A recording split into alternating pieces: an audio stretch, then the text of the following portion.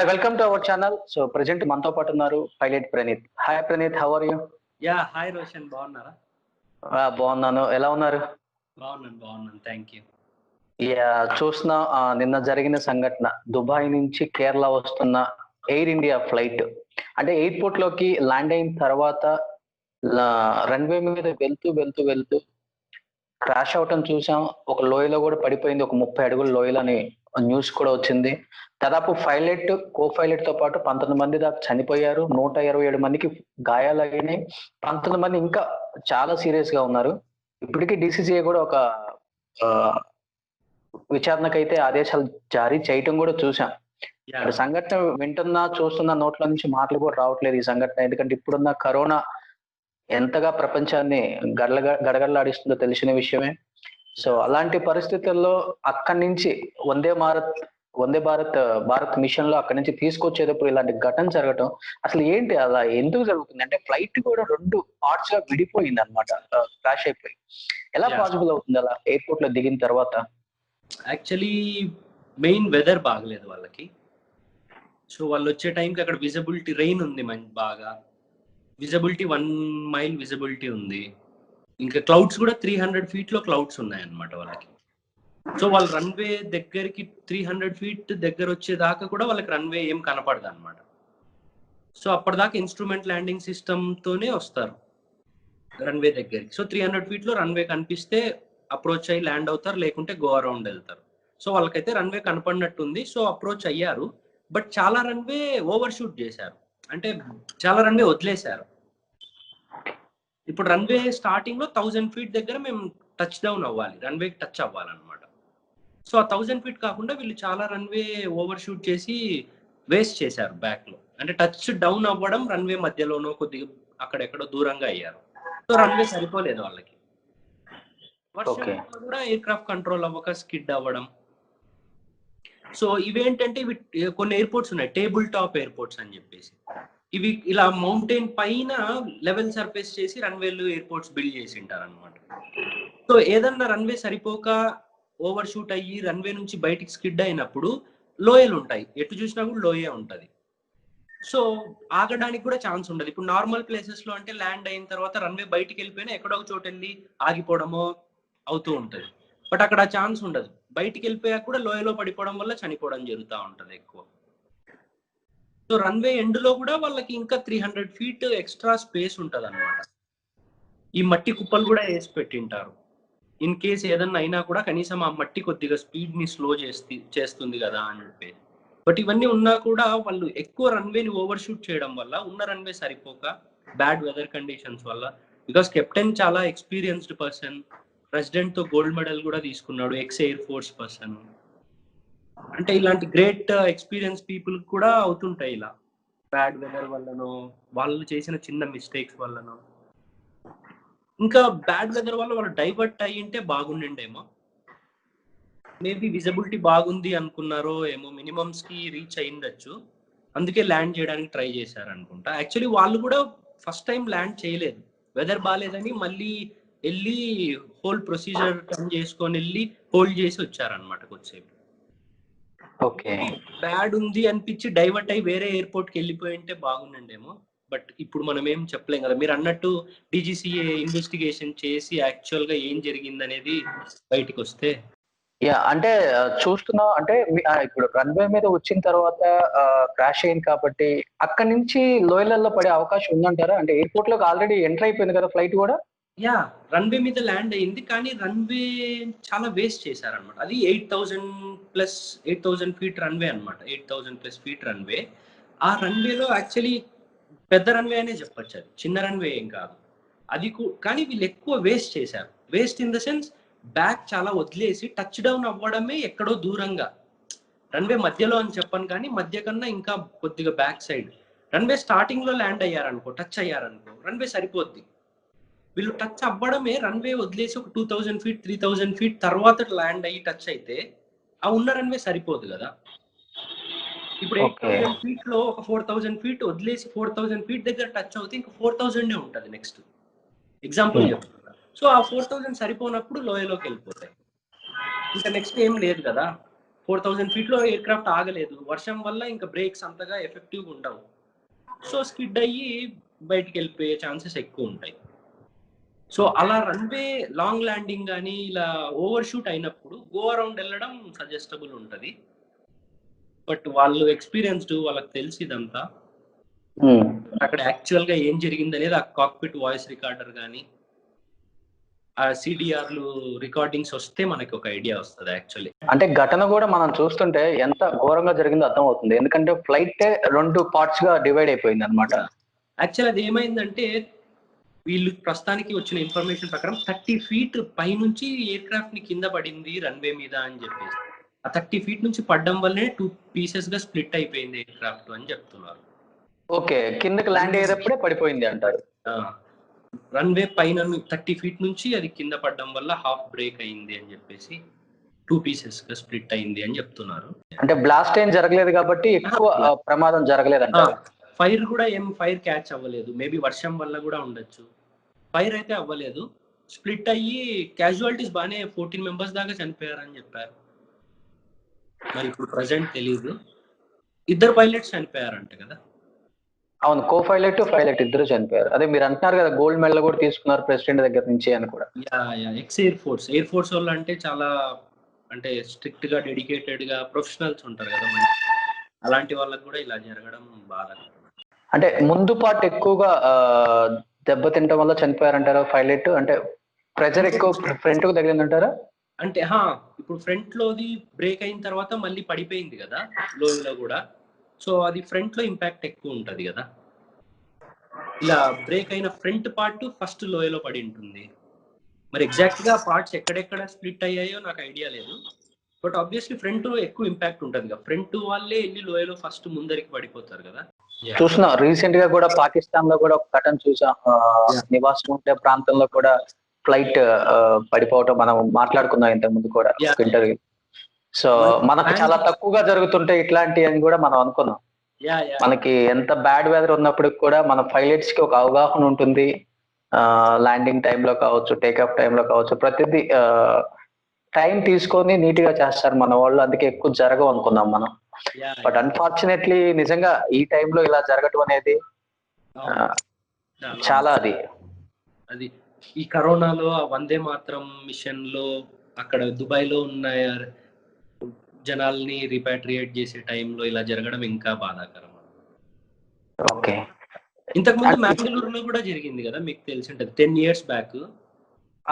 Same scenario అంటే airport అలాంటిది, table top airport, ఇట్లా కొండ పైన ఎయిర్పోర్ట్ ఉంటది, రన్వే సరిపోకనో ఓవర్ షూట్ అయినప్పుడు రన్వే బయటకు వెళ్ళినప్పుడు లోయలో పడిపోతారు. ఓకే, ఇంకా నార్మల్ ఫ్లాట్ సర్ఫేస్ అయితే ఏదో ఎక్కడో ఒక చోట వెళ్ళి ఆగిపోద్ది కదా, ఈ పక్కన లోయలు ఉండడం వల్ల ఎక్కువ డ్యామేజ్, క్యాజువాలిటీస్ ఎక్కువ అవుతున్నాయి చనిపోవడం వల్ల. ఓకే, వాటి ప్రికాషన్స్ కూడా తీసుకుంటున్నారు. ఇందాక అన్నట్లు రన్వే ఎండ్ లో శాండ్ పిట్స్ పెట్టడం, గుంతలు లాంటివి, కుప్పలు, మట్టి కుప్పలు వేయడం, లేకుంటే గోడ కట్టారు మ్యాంగ్లూరులో తర్వాత.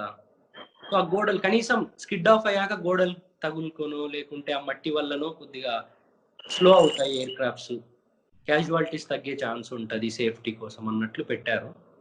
సో ప్రికాషన్స్ తీసుకుంటున్నారు కానీ ఇలా డిఫరెంట్ కారణాల వల్ల జరుగుతూనే ఉన్నాయి. మామూలుగా అయితే మనం ఫ్లైట్ లో ఎప్పుడు జర్నీ చేసినా అంటే రైనీ సీజన్ మనకి ఇప్పుడు ఇదంతా రైనీ సీజన్ కూడా.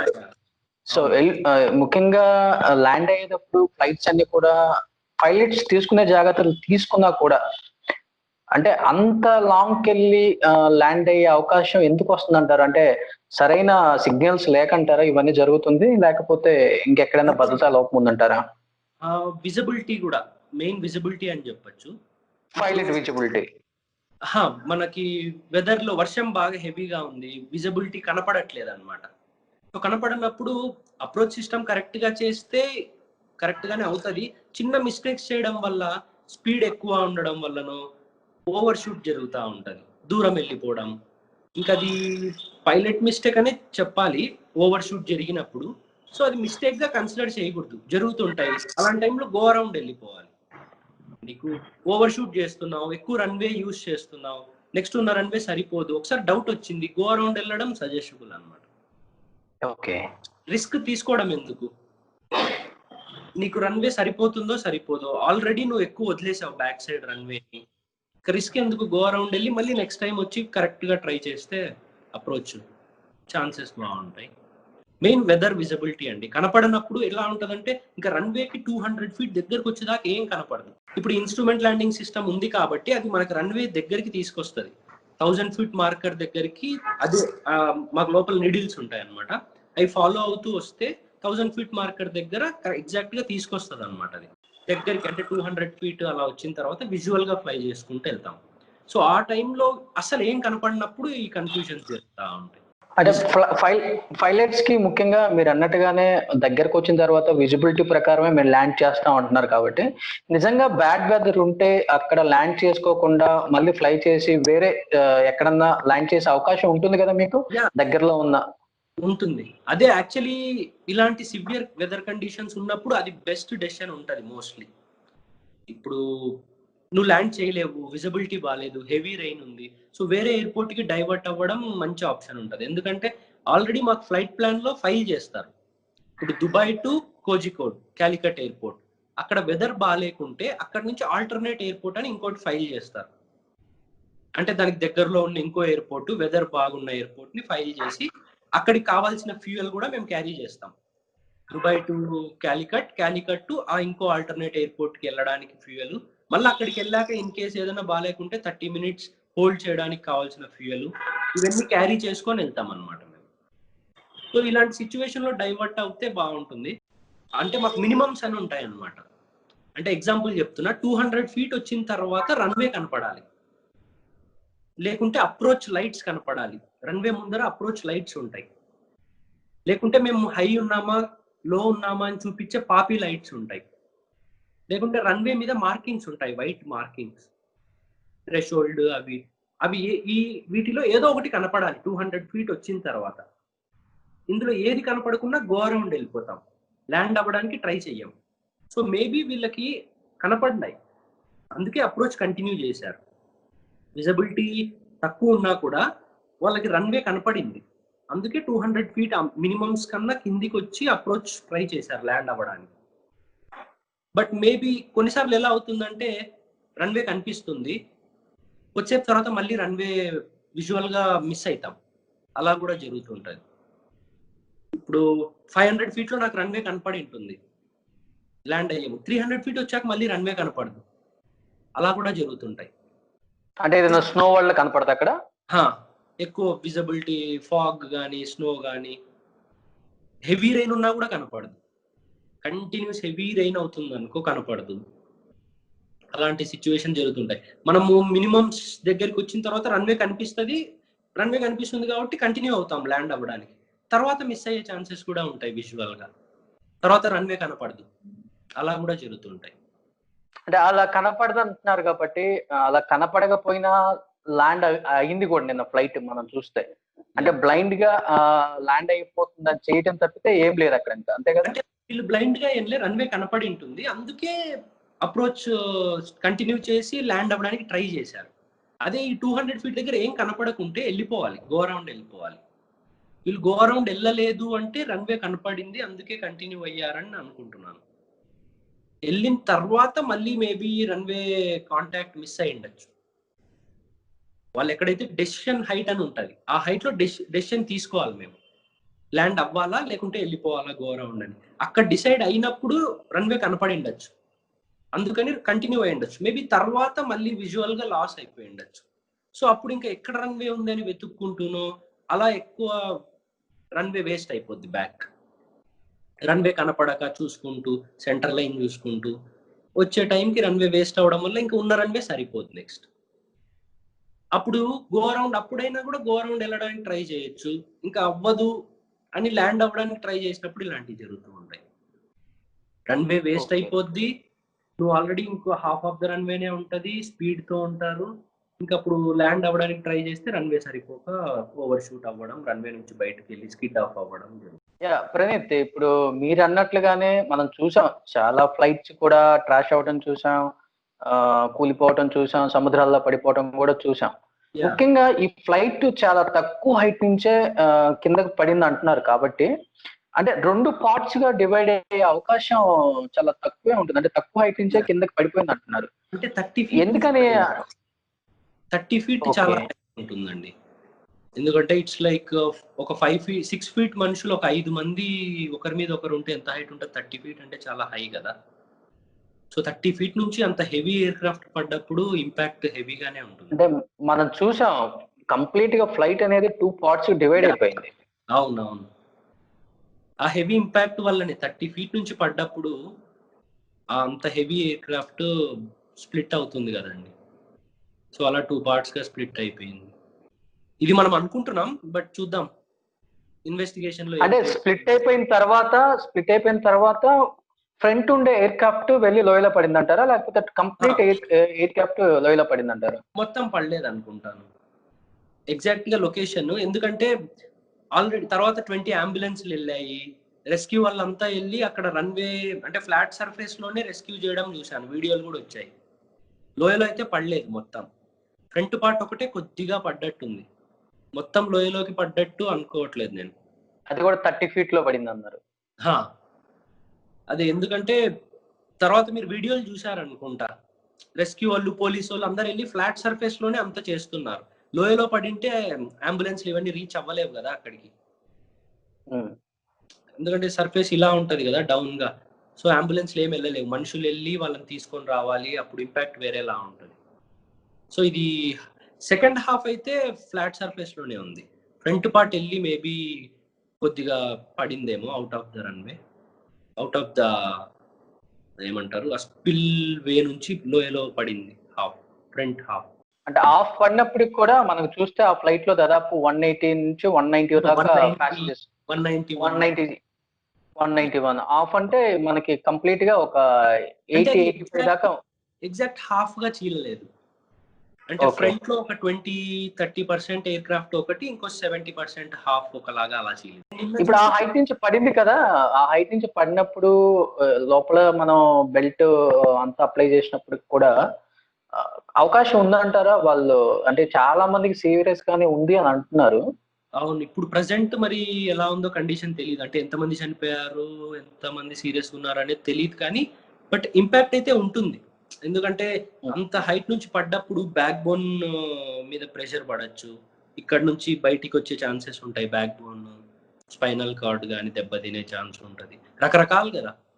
ఆ ఇంపాక్ట్ ఒక 30 ఫీట్ నుంచి మనిషి, ఇప్పుడు ఒక 4-5 ఫ్లోర్స్ నుంచి మనిషి పడితే ఎలా ఉంటుంది, ఆ ఇంపాక్ట్ అయితే ఉంటుంది, హెవీగానే ఉంటుంది ప్రతి ఒక్కరి మీద. ఇంకా ఫ్రంట్ లో ఉన్న వాళ్ళు ఎక్కువ చనిపోయారు, ఆబ్వియస్లీ వాళ్ళకి ఈ ఇంపాక్ట్ ప్లస్ మళ్ళీ ముందర పడిపోయారు కదా లోయలో, సో ఆ ఎఫెక్ట్ కూడా ఉంటుంది. అక్కడ ఉన్న చెట్లు గోడలో ఇంకా రాళ్ళు ఏం కొట్టుకున్నాయి మనకు తెలియదు కదా, సో ఈ ఇంపాక్ట్ అంతా ఉంటుంది. పైలట్ అయితే ఫస్ట్ ఒక పైలట్ అయితే కెప్టెన్ అనే అతను, సీనియర్ అతను మాత్రం స్పాట్ లోనే చనిపోయారు అన్నట్లే రిపోర్ట్ వచ్చాయి నిన్న నైట్ కదా. ఇంకొక కో పైలట్ కి ఇన్ఫర్మేషన్ స్లోగా వచ్చింది చనిపోయాడని చెప్పి. అంటే ఇంకా రెయినీ కారణంగా అక్కడ ఇంకా బ్లాస్ట్ జరగలేదు కాబట్టి చాలా వరకు సేఫ్ అని చెప్పుకోవాలి. ఇప్పుడు ఫైర్ అలా క్యాచ్ అయ్యి ఇగ్నైట్ అయినప్పుడు ఫైర్ అయిందంటే ఇంకా సివియర్ గా ఉండొచ్చు, ఎందుకంటే రన్వే మీద ఉంటే ఫైర్ ఇంజన్స్ అంబులెన్స్లు టైంకి రీచ్ అవుతాయి, స్పీడ్కి వెళ్ళి ఏదైనా చేయడానికి ఉంటుంది.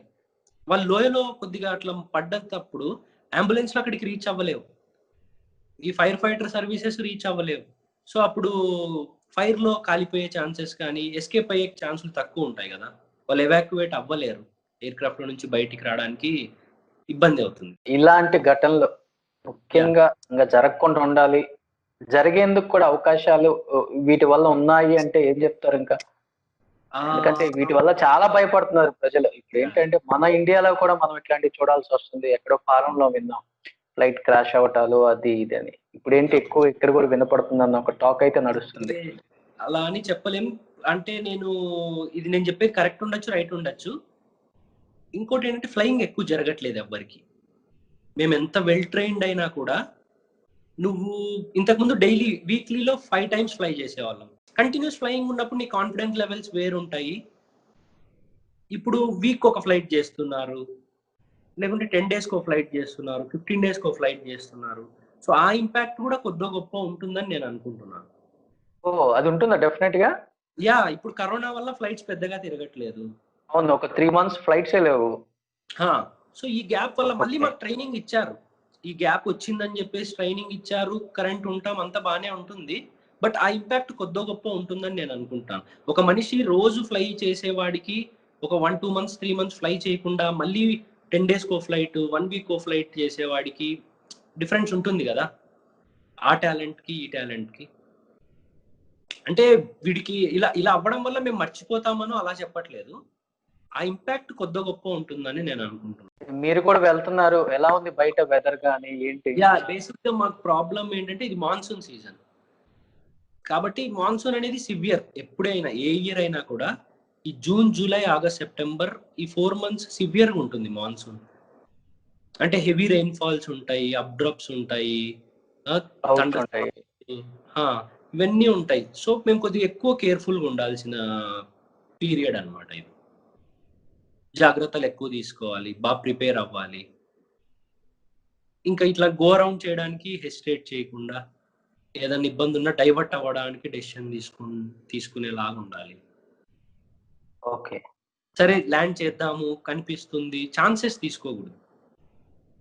ఆ ఛాన్సెస్ తీసుకున్నప్పుడు ఇలాంటి అయ్యే ప్రమాదాలు ఉంటాయి. ల్యాండ్ అవ్వచ్చులే, అయిపోతుందిలే, ఇంకా హాఫ్ రన్‌వే ఉంది కదా! సరిపోతుందిలే. ఆ టైంలో ఆ సెకండ్‌కి అలా డెసిషన్ తీసుకోవడం వల్ల ఇంపాక్ట్ ఇంత డేంజరస్‌గా ఉంటది. ఎందుకంటే ప్రత్యక్షంగా 200 మంది అక్కడ, పరోక్షంగా చూసుకుంటే 2000 కుటుంబాలు. అంతే గదా! ఫ్యామిలీకి 4, 5 మెంబర్స్ చేసుకున్నా గూడా అందరికీ ఎఫెక్టే ఇంపాక్ట్ అవుతారు. చాలా బాధాకరం యాక్చువల్లీ. జరగకూడదనే కోరుకోవాలి మనం.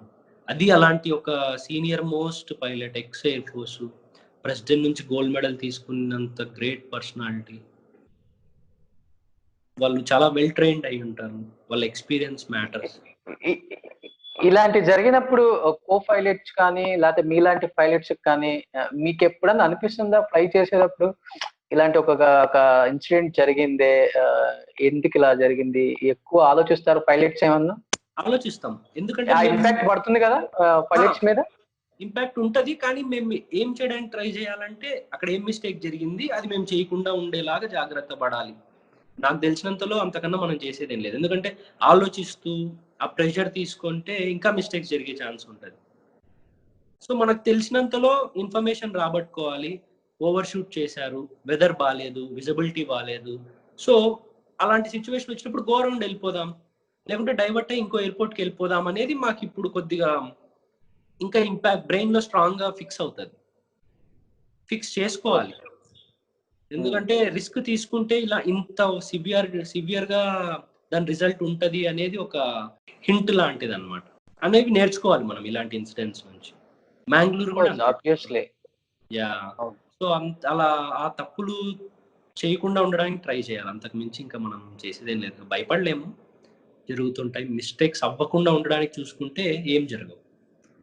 ఇలాంటి మిస్టేక్స్ జరిగినప్పుడు